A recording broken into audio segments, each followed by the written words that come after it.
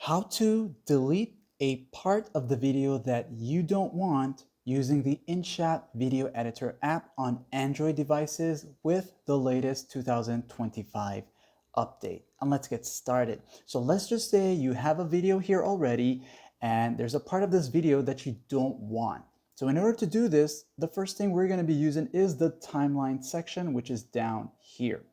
Now, what I want you to do is navigate to the part of the video that you don't want. So you're going to look for that part. So maybe in my case, let's just say I don't want this part here. Okay, maybe I just don't want this part right here. So up to here. Okay, so I don't want from here to here. So what I'm going to do now is go ahead and leave the white bar here. You see this little white bar here?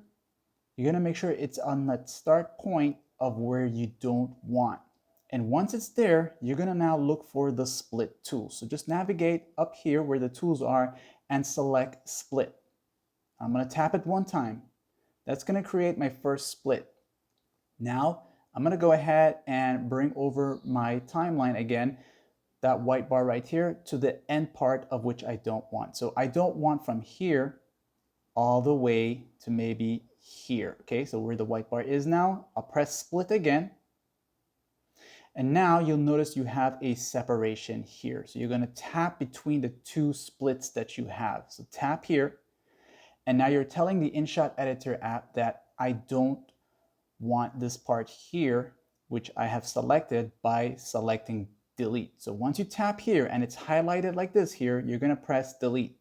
That's going to remove that part that you don't want. Now, if you just so happen to make a mistake and deleted the wrong part, you can always undo it, but make sure you undo it before you save it. You can also undo the splits and then look for the right spot, like in